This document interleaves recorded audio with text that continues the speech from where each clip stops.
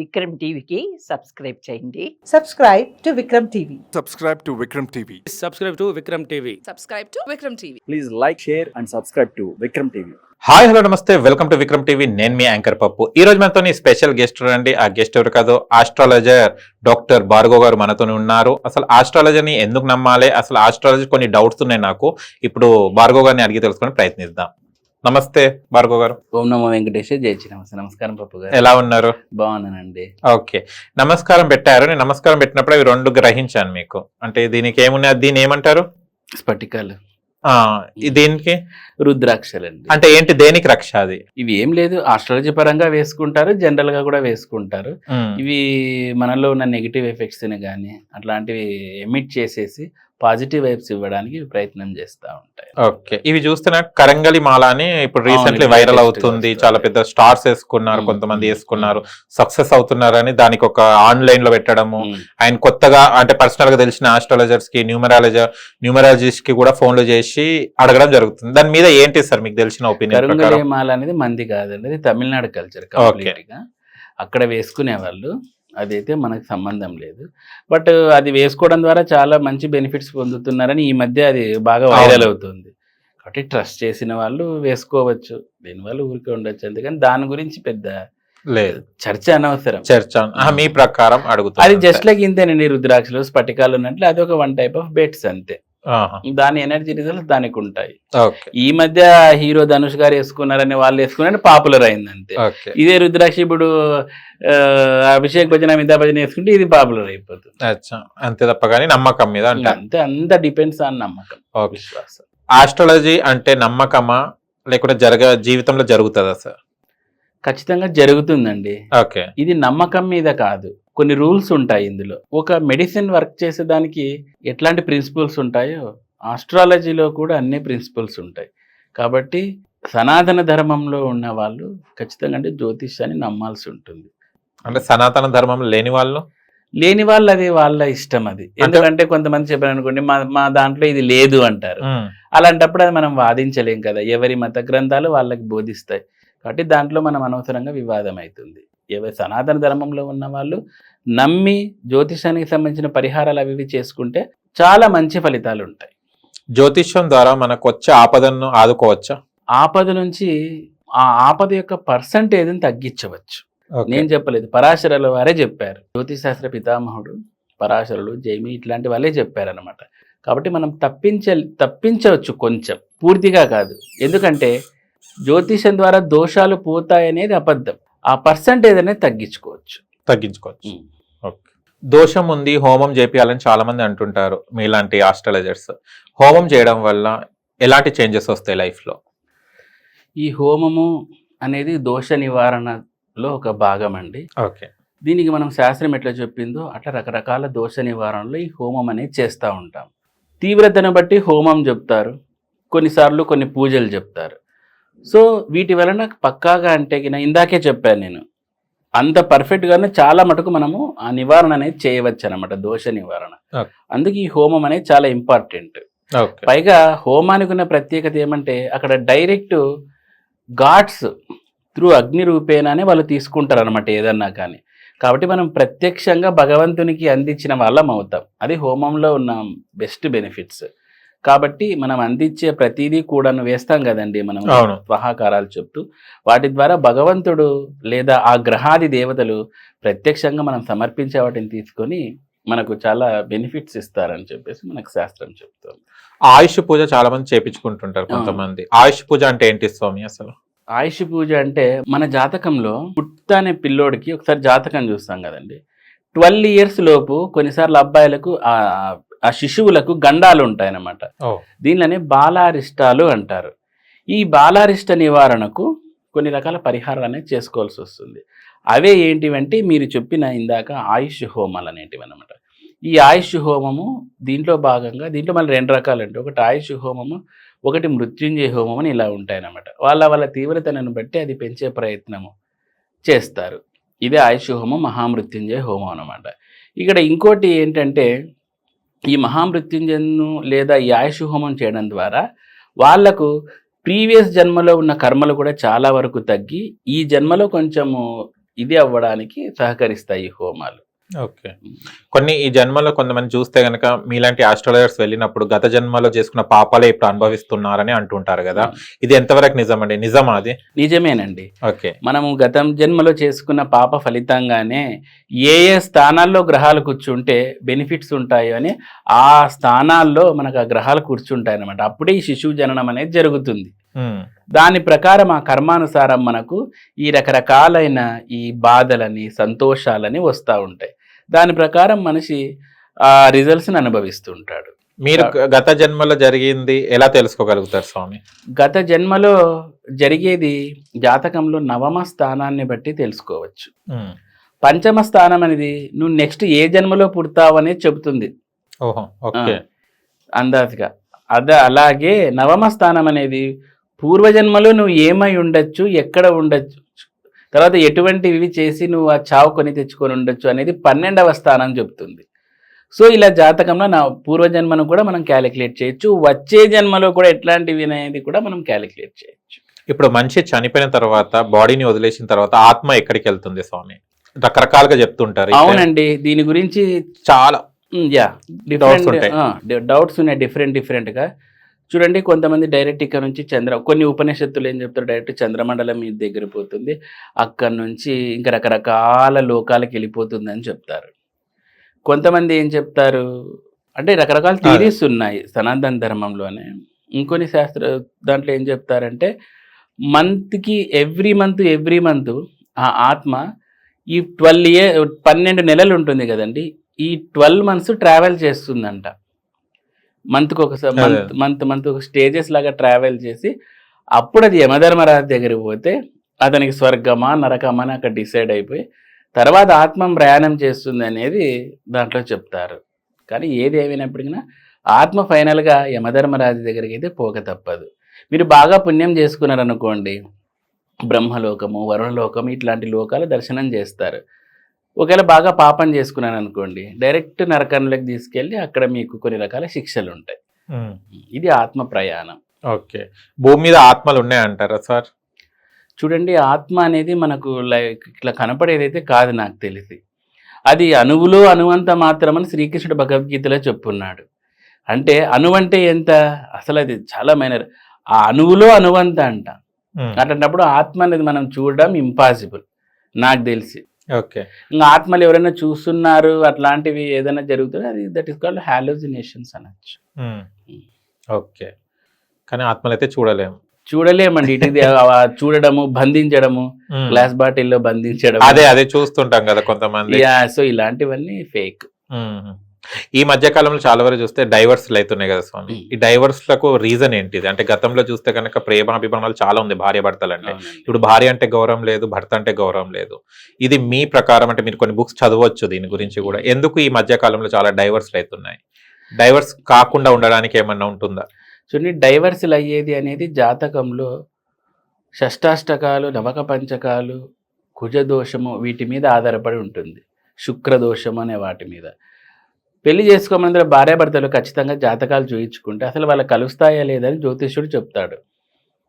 ఇప్పుడు చూడండి, అబ్బాయి కుజదోషం ఉంటుంది, అమ్మాయి కుజదోషం ఉండదు, వాళ్ళ మధ్య చేసుకుంటే ఖచ్చితంగా చిచ్చు రేగుతుంది. కాబట్టి కుజదోషం ఉన్నాన్ని కుజదోషం వాళ్ళే చేసుకోవాలి.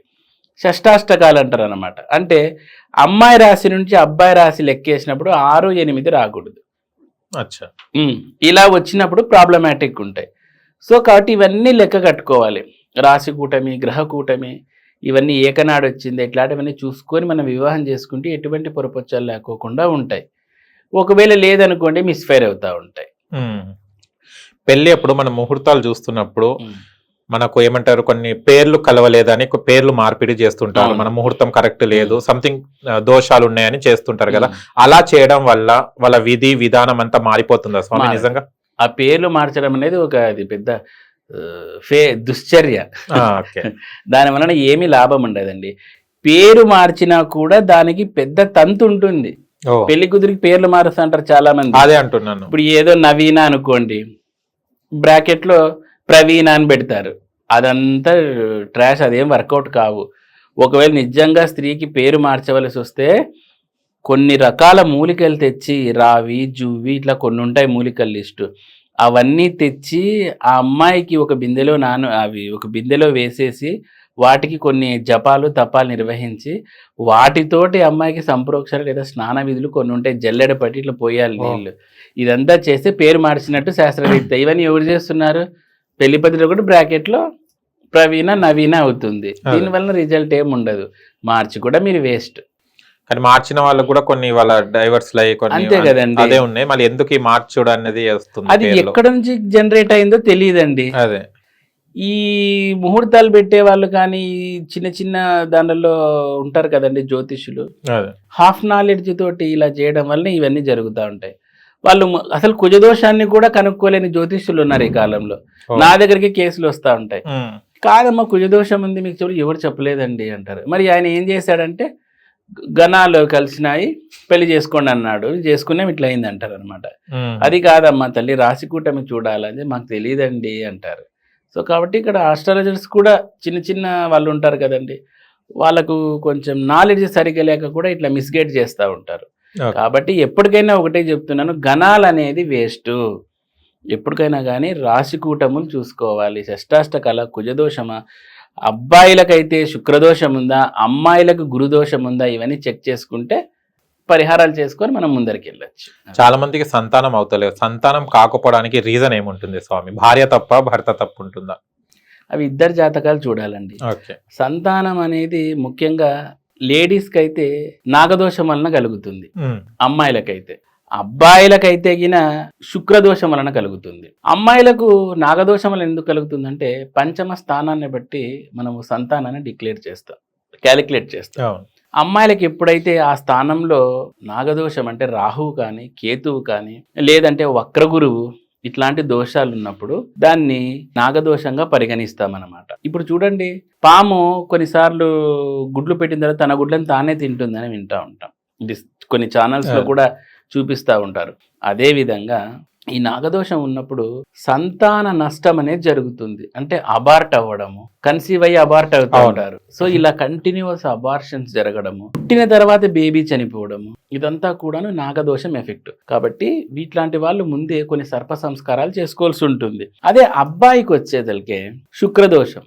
ఎందుకంటే మగవాడు సంతానాన్ని కనాలంటే శుక్ర కణాలు బాగుండాలి, అంటే వీర్య కణాలు. ఎప్పుడైతే శుక్రుడు దోషభూయిష్టం అయిపోయాడో, శుక్రుడు అస్తంగత్వ దోషాన్ని ఇచ్చాడో, అప్పుడు ఆ సంఖ్య అనేది పడిపోతుంది. అప్పుడు శుక్రదోషం వస్తుంది. శుక్రకణాల దోషం కానీ శుక్రదోషం కానీ వచ్చినప్పుడు ఇక సంతానం ఎక్కడి నుంచి వస్తుంది?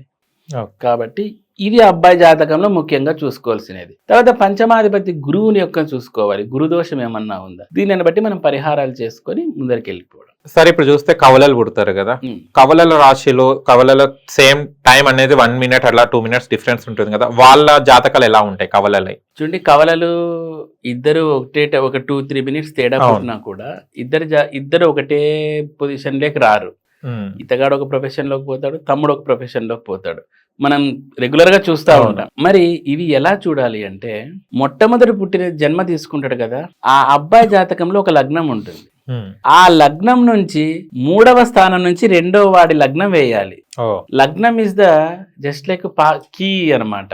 చాలా మంది కవలలు అంటానే జాతకం చూసేకి తడబడతా అంటారు. ప్రశ్నలు అట్లే ఉంటాయి, ఇద్దరు ఒకటే జరగల కదా, అవును వీడి యాక్టర్ అయితే వీడి యాక్టరే కావాలి కదా, మరి జ్యోతిషం తప్పు అంటారు. కాదండి, ఫస్ట్ బర్త్ జరిగినవనికి ఇప్పుడు ఫర్ ఎగ్జాంపుల్ కన్యా లగ్నం అనుకోండి, వాడు బయటకు వచ్చేస్తాడు కన్యా లగ్నంతో. 2వ వాడిని చూసేదలికే మీరు వృశ్చిక లగ్నం నుంచి చూడాలి జాతకం, అప్పుడు డిఫరెన్షియేషన్ కనపడుతుంది. అది తేడా. సో ఇది సింపుల్ లాజిక్, దీని ద్వారా మనం కవలల జాతకం తెలుసుకోవచ్చు. కానీ కొంతమంది కవలలకు ఒకటేసారి మ్యారేజ్ చేయాలి, లేకుంటే 3 months కి గ్యాప్ ఇచ్చి చేయాలని అంటారు. ఇది ఎంతవరకు నిజం? కరెక్ట్. ఎందుకు సార్? కవలలకే కాదండి, అన్నదమ్ములకు కూడా అంతే.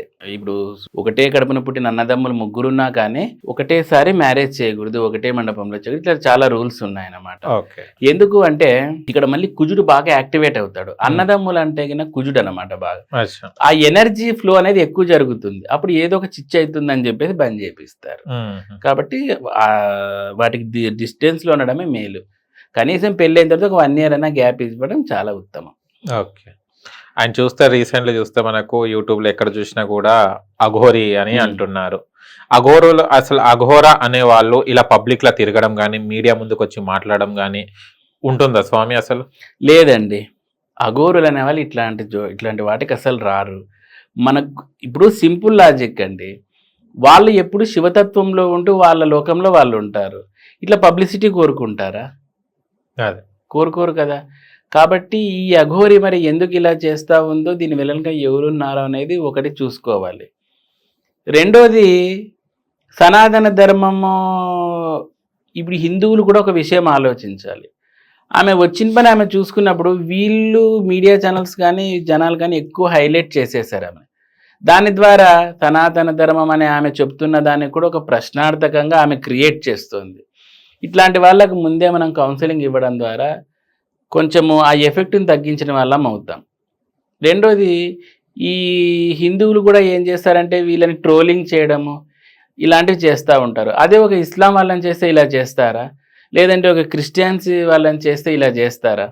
అంటే హిందువులకు ఎప్పుడు కానీ వాళ్ళు అలా చేశారనుకోండి, వాళ్ళు ఉండరు, వెంటనే దాడికి దిగుతారు. కానీ వీళ్ళు మటుకు అది అంతే భరిస్తూనే ఉంటారు అనమాట. కాబట్టి ఈ ధోరణి కూడా మారాలి. కాబట్టి ఇక్కడ మనం 2 యాంగిల్స్లో ఆలోచించాలి అఘోరి విషయంలో. ఆమెనైతే గిన మనం ఫేక్గానే నిర్ణయించవచ్చు, ఆమె నేర్చుకుని ఉండొచ్చు విద్యలు, కానీ ఆ అఘోరి తత్వానికి ఆమె చేస్తున్న దానికి పొంతన లేదు. ఓకే. ప్రశ్నించిన దాన్ని నేను అఘోరినే అంటుంది, నేను చూపెడతానంటుంది.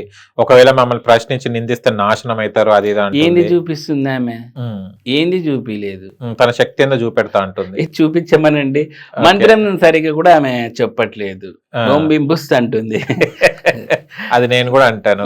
మరి ఏముందండి దాంట్లో? అది కాదు కదా. అన్ని కపాలాలు తెట్టుకొని కార్లో తిరగడము ఇదంతా చూస్తుంటే ఎలా అండి? అంటే కపాలం పట్టుకోవాలంటే కొన్ని శక్తి ఉండాలి కదా. అటకేం లేదండి. అఘోరులు చేసేటప్పుడు ఆ కపాలాలు అనేది కపాలలో భుజించడం అనేది జరుగుతుంది. ఓకే. అది సర్వసాధారణ అఘోరి కల్టుల్లో ఉన్నప్పుడు. ఈమె మరి కాళ్ళలో పెట్టుకొని తిరగడం అనేది అది కొంచెం పబ్లిసిటీ స్టంట్ గా చూడొచ్చు. కాబట్టి ఆమెకి ఎవరికైనా కౌన్సిలింగ్ ఇచ్చి ఆమెను కొంచెం వాళ్ళ గురువులైనా కానీ, ఇప్పుడు ఆమె అక్కడెక్కడ కేదార్నాథ్ అవి ఇవి అంటుంది కదా, వాళ్ళ గురువులన్నా కానీ ఆమెకు అమ్మ ఇవన్నీ చెయ్యదు తల్లి నువ్వు అని చెప్పేయడం కూడా ఉత్తమమే. మరి వాళ్ళు చెప్పట్లేదు, ఈమె చెప్పట్లేదు, ఎక్కడ పోతుందో ఏమో. మరి అసలు మీకు తెలిసిన అఘోరి జీవ శైలి ఎలా ఉంటుంది? చూడండి, నాకు తెలిసిన సింపుల్ పాయింట్ ఏంటంటే వాళ్ళు ఎప్పుడు శివతత్వంలోనే ఉంటారు. వాళ్ళు ఏ పని చేసినా ఆ తత్వంలో నిమగ్నమై ఉంటారు. వాళ్ళు ఇట్లా బాహ్య ప్రపంచానికి షో చేసుకోవాల్సిన అవసరం వాళ్ళకి లేదు. వాళ్ళ ధోరణి వాళ్ళదే. ఈమె దానికి చాలా విరుద్ధంగా కనిపిస్తుంది. అదంతా ఇట్లా లిప్స్టిక్ పెట్టుకోవడము. ఎవరు అసలు ఏ అఘోరి లిప్స్టిక్ పోయంగా నేను చూడలేదు. మరి ఈమె లిప్స్టిక్ పెట్టుకోవడము, సెల్ ఫోను, ఆ కపాలాలు ఏందో, ఆ కార్ ఏందో, అఘోరి డేంజర్ అని నేను చూసాను. ఇదంతా ఏందో అది విపరీతమైన హైప్ వచ్చేసింది ఆమెకు. ఓకే. జీవన విధానం ఇట్లా ఉంటుంది. అంతే, వాళ్ళు చాలా సింపుల్ గా ఉంటారండి. నేను ఒక ఇంటర్వ్యూ నాకు చెప్పాడు అనమాట. పొద్దున 10 o'clock రమ్మనిందంటే మధ్యాహ్నం 2:30 3 గంటలకు ఇచ్చిందంట అపాయింట్మెంట్. ఏదైనా క్వశ్చన్ ఫస్ట్ నువ్వు ఏం క్వశ్చన్ అడుగుతావు నాకు చెప్పు అంటుందంట.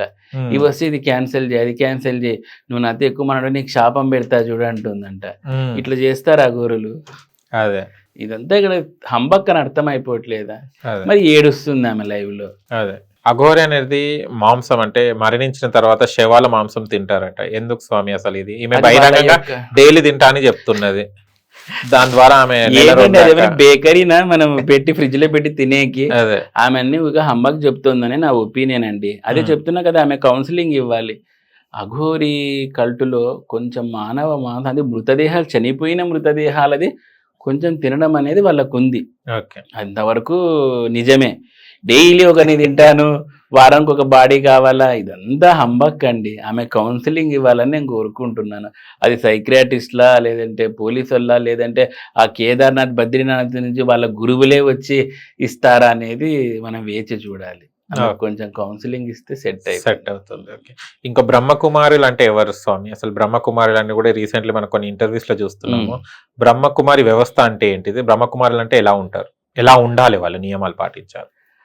వాళ్ళ నియమాలు ఆ బ్రహ్మకుమారి వ్యవస్థ గురించి చెప్పేందుట వాణ్ణి కాదు, కానీ నేను కూడా ట్రాప్లో పడినోన్నే. ఒకనొక టైంలో ఆ ట్రాప్లో పడినోన్నే. వాళ్ళు ఏదో ఒక రకమైన హిప్నాసిస్ గురి చేస్తారండి మనుషులకి, బ్రెయిన్ వాష్ పద్ధతి లాగా అనమాట. సో ఆ హిప్నాసిస్ దాంట్లోకి గురి చేస్తారు మనుషులకి. ఉల్లిగడ్డ తినకూడదు, ఆనియన్స్ తినకూడదు, గార్లిక్ తినకూడదు, అవి మామూలే. ఇవి గుణాలు ఉంటాయి కాబట్టి టీవీ చూడకూడదు, సినిమా చూడకూడదు అంటారు. ఎందుకు అంటే సినిమా అంటే సిన్ అంటే ఏంటి, పాపము కదా ఇంగ్లీష్లో అర్థం. మా అంటే ఏంది, తల్లి కదా, అంటే పాపములకు తల్లి. వాళ్ళు చెప్పే కొటేషన్ అర్థం అనమాట, వాళ్ళ డెఫినేషన్. సినిమా అంటే సిన్ అంటే పాపము, మా అంటే తల్లి, కాబట్టి పాపములకు తల్లి. కాబట్టి మీరు బంద్ చేయండి, సినిమాలు చూడద్దు. అంటే నేను ఇంట్లో టీవీ అట్లుంటే ఇట్లా కూర్చునేవాడిని, వాళ్ళు అట్లా ట్యూన్ చేసేస్తారు, మనకి హిప్నటైజ్ చేసినట్లు చేసేస్తారు. ప్రతిసారి శివబాబా శివబాబా అనుకుంటూ ఉండాలంటారు. ఏదో గోవిందనామమో మేము మా ధర్మంలో ఉన్నట్లు పరమేశ్వరు నామం స్మరించమంటే అప్పట్లో కొంచెం క్రాక్ అయిపోయి నేను కూడా అట్లనే చేసేవాడిని. తర్వాత వాళ్ళ గురించి తెలుసుకున్నాను అనమాట. ఇంకా అప్పుడు నేను దాంట్లో నుంచి కొంచెం బయటకు వచ్చేసాను. నేను అట్టే వెళ్ళిపోతాంటని చెప్పి మా ఇంట్లో నన్ను లాక్కున్నారు బయటికి. తర్వాత ఈ మధ్య కాలంలో ఈ యూట్యూబ్ రెవల్యూషన్ వచ్చిన తర్వాత చాలా మంది బ్రహ్మకుమారీస్ మీద వీడియోలు చేయడము ఇవన్నీ చూస్తే నాకు చాలా కొంచెం ముచ్చటేసేది. అమ్మాయి ఎవరో ఒకరు రియాక్ట్ అవుతున్నారులే వీళ్ళ మీద అని. కానీ ఆ సంస్థ పెద్ద మర్రి వృక్షం లాగా అయిపోయిందండి, వటవృక్షం లాగా అయిపోయింది. ఎప్పుడు అది బయటకు వస్తారో దాంట్లో నుంచి. ఎక్కడైనా మంచి పండగలు జరుగుతుంటే, శివరాత్రి జరుగుతుంటే పోయి క్యాంప్ పెడతారు బయట టెంట్ వేసి. ఇప్పుడు ఒక దర్గా ఉందండి, ఇస్లాం వాళ్ళది, ఏదో ఒక మీ గుడి ఏదో సంథింగ్ అంటారు కదా, ఏమంటారు, మసీద్ బయట వచ్చి వేరే ధర్మశాస్త్రాలని ఇస్లాం ముసుగులో చెప్తే ఎట్లుంటుంది? ఒక చర్చి దగ్గరికి వెళ్ళి క్రిస్టియన్ ముసుగులో వేరే ధర్మశాస్త్రాలను చెప్తే ఎట్లుంటుంది? ఎంత రియాక్ట్ అవుతారు వాళ్ళు. మా వాళ్ళు అస్సలు రియాక్ట్ కారు. అంటే హిందువులు వాళ్ళు శివరాత్రి వస్తే చాలండి, కార్తీక మాసం వచ్చినా ఏమొచ్చినా కానీ, శ్రావణ మాసం వచ్చినా, ఏకాదశి వస్తే ఇప్పుడు శ్రీ మహావిష్ణువుకి పూజలు జరుగుతుంది, అక్కడ కూడా ఒక టెంట్ పెడతారు. టెంట్ పెట్టి రాండి మా తీసుకోండి అంటారు. తీరాపోతే అక్కడ మెడిటేషన్ చేపిస్తారు మనకి. అది కూడా వాళ్ళకు ఒక మురళి అనేది ఒకటి వస్తుంది, అది ఒక బుక్లెట్ లాగా ఉంటుంది. మురళి అంటే ఒక సందేశం అవి వస్తాయి దాంట్లో. ఇంకా అదంతా పెద్ద తతంగం అండి. మైండ్ వాష్ ప్రోగ్రామ్ ఉంటుంది డైలీ. యూజ్ ఏంటిది అసలు? ఆ మురళిలో మానవులు ఎలా బ్రతకాలి, బాబా ఇలా చెప్తారు. బాబా అంటే ఆ ముసలతన్ అనమాట, లేఖరాజ్ బాబా అనుకుంటా అతని పేరు. అప్పట్లో వెళ్ళేవాడిని కదా, సో నేను కూడా ట్రాప్ లో నుంచి చాలా బయటపడ్డానండి. ఇది ఒక ట్రాపింగే. అసలు అక్కడికి వెళ్తే భయంకరమైన వాషింగ్ ఉంటుంది బ్రెయిన్ లో. మొన్న ఈ మధ్య సినిమాలు వచ్చినాయి కదమ్మా, మెమరీ ట్రాన్స్ఫర్ పెట్టేస్తారు అట్లా వాళ్ళ చిప్పుని. అమ్మ బాబోయ్ అనిపిస్తుంది ఒక్కొక్కసారి. సో ఇట్లాంటి ట్రాప్ నుంచి నేను బై గాడ్స్ గ్రేస్, మా అన్న వాళ్ళ దయ వలన, మా సొంత అన్నలు 2 ఉన్నారు, వాళ్ళ వల్ల నేను బయటపడిపోయాను. లేదంటే నేను కూడా ఏమనంటే రాజస్థాన్ పోదామంటారు. అక్కడ ఎందుకు? మౌంట్ అబు అని ఉంది వీళ్ళది ఒకటి. అక్కడ భయంకరంగా ఒకటి పెద్ద ఏదో ప్యాలెస్ లాంటిది ఏదో కట్టుకున్నారు, అక్కడ జరుగుతాయి. అసలు వీళ్ళకి మళ్ళీ ఏదో ఒక రోజులో పైనుంచి పరమాత్మ దిగుతాడని చెప్తారు. మీకు యూట్యూబ్ లో చూడండి వీడియోస్ ఉంటాయి. ఆ డే గుర్తు రావట్లేదు, ఏదో ఒక రోజు శివరాత్రి రోజు మీరు యూట్యూబ్ లో వీళ్ళకి కొడితే వస్తాయి. శివరాత్రి రోజు పైనుంచి ఒక దివ్యశక్తి అనేది వస్తుంది అని చెప్తారు. నేనైతే ఎప్పుడు వెళ్ళలేదు, అక్కడ నుంచి నేను తప్పించేసుకున్నాను. మీరు ఆ ట్రాప్ లో ఎందుకు వెళ్ళారు అసలు? మీరెందుకు? ఏం లేదండి, అప్పుడు ఇంటర్ అయిపోయింది నాది, ఎంసెట్ రాస్తాం కదా, మధ్యలో గ్యాప్ వస్తుంది కదా కౌన్సిలింగ్. ఇప్పుడంటే అప్పుడంతా మనం ఈ యూత్ లో ఉంటాం కదా, ఈ గ్యాప్ వచ్చినప్పుడు మా అమ్మ ఊరికి హల్టాలు తిరుగుతుంటావు, ఆ దేవుని దగ్గర మెడిటేషన్ నేర్పిస్తారు అని చెప్పింది. వాళ్ళ దగ్గరకు పోయినాను. పోతే ఇది మెడిటేషన్ కాదు, దిస్ ఈస్ కాల్డ్ రాజయోగా అన్నారు. ఏంది ఇది రాజయోగా అంటే, నువ్వు 7 రోజులు క్లాస్కి రావాలా అన్నారు. ఇంకా పోయినా ఫస్ట్ నుంచి ఇంకా స్టార్ట్ చేస్తారండి. నిజంగా ఈ 7 days విన్నామంటే ఎవరైనా మారిపోతారు. మనం అదే పాటలు కూడా మనం వెంకటేశ్వర స్వామి వినము, వాళ్ళవి కొన్ని పాటలు ఉంటాయి, సపరేట్ సాంగ్స్ ఉంటాయి. ఓ మానవుడా తెలుసుకో అనే పాటలు ఉంటాయి అనమాట. అంటే అట్లాంటి ఫార్మాట్ లోనే ఉంటాయి. అవే వినుకుంటా ఎక్కడికి వెళ్ళిపోతామో మనము. మనల్ని ఎవరు లాగలేరు అనుకో, ఇంకా అంతే. ఎట్లనో నేను తప్పించేసుకున్నానండి. ఈ మధ్య నేను ఎందుకు చెప్తున్నానంటే, ఇంతగా మీరు ఇంటర్వ్యూలు అవి చూస్తూ ఉంటాను కదా, అప్పుడు నాకు కూడా ఇది కొంచెం గుర్తు వచ్చింది అనమాట, నేను ఫేస్ చేసినది. పాపం నేను ఒక పాపం చేశాను. నా ఫ్రెండ్ ఉన్నాడు అనమాట, అతను ముస్లిం, అతను మేము బాగా క్లోజ్గా ఉండేవాళ్ళం. నేను డైలీ ఇట్లా ఈ మీద ఇట్లా దగ్గర పోతుంటే నువ్వు కూడా రా అని చెప్పి పిలుచుకొని పోయినాను. నేను బయటకు వచ్చిన తను అక్కడే ఉండిపోయినాడు. అయ్యో ఆ, ఇంకా రియలైజ్ కాలే అయినప్పుడు. ఇప్పుడు నాకే రివర్స్ చెప్తాడు. ఆ, పెళ్ళైపోయి అంత ఇది ఉంది. నేను పోయి కాదురా ఇట్లా నువ్వు రాకూడదా, ఎందుకు ఇట్లా చేస్తావు, మీ ధర్మంలోని పాటించు, మీ ఇస్లాం చెప్పినది పాటించు అంటే నేను అవి పాటిస్తా, కానీ అసలైన నిజమైన దేవుడని ఎత్తుకుంటాడు. ఇంకా ఉమ్. అయ్యో నిన్ను పిలిచకపోయి నేను తప్పు చేసిన కదరా అని ఇప్పటికి నేను ఫీల్ అవుతా ఉంటాను. ఇప్పటికీ దాంట్లో ఉన్నాడు ఇంకా. ఇప్పటికి దాంట్లోనే ఉన్నాడు. వాళ్ళ కార్యక్రమాలు యాక్టివ్ గా ఉంటారు, అచ్చా బాగుంటారు. మేము మొత్తం 4 ఫ్రెండ్స్ పోయినామండి. అచ్చా. ముగ్గురం తప్పించుకున్నాం, తను ఇరుక్కుపోయినాడు. ఓకే. తనకి బాగా బ్రెయిన్ మెమరీ ట్రాన్స్ఫర్ అయిపోయింది. బాగా ట్రాన్స్ఫర్ అంటే ఇది నమ్మొద్దు అంటారు మొత్తానికి అయితే మీ అది ఉద్దేశ ప్రకారం. ఏంటోనండి, అది ఒక రకమైన మాయ. అదేదో ఒక మీమ్ వచ్చింది, బ్రహ్మానందం గారు ఇలా జరిగిపోయింది అంటారే, అచ్చా. అట్లా జరిగిపోతుంది అంతే. ఓకే. దానివల్ల నష్టం ఏముంటుంది సార్? నష్టం అంటేనండి ఇక్కడ వాళ్ళు ఈ సంసారం ఇట్లాంటివన్నీ పనికి పెద్ద ఇది చేయరు. ఇంట్రెస్ట్ ఉండదు. అక్క చెల్లి ఇట్లాంటి ధోరణితోనే చూడాలా అనేది మెయిన్ కాన్సెప్ట్. ఓకే. మన దేవుళ్ళని కొలవనీరు, ఉమ్. ఎంతున్నా ముసలోని కొలవాలి, ఉమ్. ఇవన్నీ ఉంటాయి వాళ్ళకు. ధ్యానం ధ్యానం ధ్యానం చేస్తామండి. ధ్యానం ఇక్కడ కూడా మన సనాతన ధర్మంలో కుండలిని యోగా ఇవన్నీ ఉన్నాయి. అదే. వాళ్ళు మనం ఇట్లా ధ్యానం అంటే ఇట్లా చేస్తాం కదా, ఉమ్. వాళ్ళు ఇట్లా చేసుకొని చేస్తారు. ఆహా, ఓకే. ఇట్లే ఇంకా ఇట్లే ఆ, కళ్ళు కళ్ళలో నీళ్లుగానే ఇడిచిపెట్టరు. ఇట్లే అచ్చా. ఇట్లే ఇంకా అది ఎట్లా ధ్యానం అవుతుందో నాకు అర్థం కాదు. ఏమనంటే పరమశివుని చూసారా అంటుంది. ఏమంటే పరమశివుడు ఇట్లా ఉంటారు కదా కొన్ని ఫోటోలు, అవును, అవును. అర్థం కళ్ళు మూసుకొని అవును. ఆ ఎగ్జాంపుల్ చెప్తారు. కాబట్టి నువ్వు కళ్ళు మూసుకుంటేనే ధ్యానము, తెరిచి కూడా చేయగలగాలి. అప్పుడే నీ మనసు కుదురు పడుతుందని కళ్ళు తెరిపించే చేస్తారు. ఆ, రెడ్ లైట్ వేసింటారు పైన, ఓకే. ఆ రెడ్ లైట్ లో చేపిచ్చేస్తారు అనమాట. సాయంత్రం అయితేనే తెరుచుకోనే చేయాల కళ్ళు. ఇది ఏం ధ్యానమో ఏమో, అప్పట్లో పోయినామండి, అచ్చా అచ్చా. ఇప్పుడు బయటపడినాం. ఓవరాల్ గా ఏం చెప్తారు కంక్లూజన్ దీనికి? ఏముందండి, మన బ్రహ్మకుమారి. సనాతన ధర్మాన్ని రక్షించండి. ఉమ్. మనకు దేవుళ్ళే మస్తు మంది ఉన్నారు, ఈ కొత్త కొత్త దేవుళ్ళు వద్దు మనకి అచ్చా. అనేది నా ఇది. Okay. Thank you so much sir. మరిన్ని విషయాలు మరో ఇంటర్వ్యూలో కలుసుకుందాం. ఓకేనా? ఓం నమో వెంకటేశ్వర, జై Chinnamasta. Thank you so much. చూశారు కదా ఫ్రెండ్స్, మీకు గనక మా వీడియో నుంచి లైక్ చేయండి, షేర్ చేయండి, కామెంట్ చేయండి, సబ్స్క్రైబ్ ఛానల్ అక్కడ గంట టంగును కొట్టండి. నేను మీ యాంకర్ పప్పు. Bye bye.